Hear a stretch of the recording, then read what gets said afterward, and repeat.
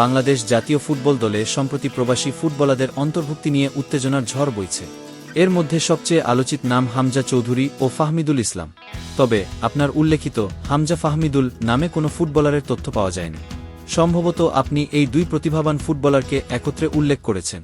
হামজা চৌধুরী বাংলাদেশি বংশোদ্ভূত এই English footballer, যিনি শৈশব থেকেই ইউরোপের মাটিতে ফুটবলের শিক্ষা নিয়েছেন, এখন বাংলাদেশের জার্সি গায়ে তোলার অপেক্ষায়। শেফিল্ড ইউনাইটেডের এই ডিফেন্সিভ মিডফিল্ডার মাঠে নামলেই প্রতিপক্ষের আক্রমণ ধ্বংস করে দিতে সক্ষম। তার অন্তর্ভুক্তি বাংলাদেশ দলের জন্য শুধু গর্বের বিষয় নয়, এটি ভবিষ্যতের জন্য এক নতুন সম্ভাবনার দ্বার খুলে দিয়েছে।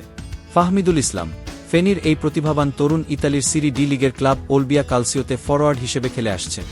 মাত্র 18 বছর বয়সেই ইতালির মাটিতে নিজেকে প্রমাণ করেছেন তিনি। তার ক্ষিপ্র গতি, নিখুঁত ফিনিশিং আর গোলের প্রতি ক্ষুধা, সবকিছু মিলিয়ে তিনি হতে পারেন বাংলাদেশ দলের আক্রমণের নতুন অস্ত্র। জাতীয় দলে ডাক পাওয়ার পরই সৌদি আরবে ক্যাম্পে যোগ দিয়েছেন। দেশের হয়ে মাঠে নামার স্বপ্ন এখন বাস্তব হতে চলেছে। আগামী 25 মার্চ ভারতের বিপক্ষে এশিয়ান কাপ বাছাইয়ের মহারণ। সেই ম্যাচেই হয়তো হামজা ও ফাহমিদুলের অভিষেক হতে চলেছে। এটা শুধু আরেকটা ম্যাচ নয়, এটি হতে পারে বাংলাদেশের ফুটবলের ভাগ্য বদলানোর মুহূর্ত। তাদের অন্তর্ভুক্তি শুধু দলের শক্তি বাড়াবে না, এটি কোটি ফুটবল প্রেমীর স্বপ্নের বাস্তব রূপও দেবে। এখন পর্যন্ত জাতীয় দলে ফাহমিদুল ইসলাম কোনো হ্যাট্রিক করেছেন বলে তথ্য পাওয়া যায়নি, তবে তার আগ্রাসী ফুটবল শৈলী এবং স্কোরিং দক্ষতা ভক্তদের মনে নতুন আশার সঞ্চার করেছে। বাংলাদেশের ফুটবল ভক্তরা এখন রোমাঞ্চিত।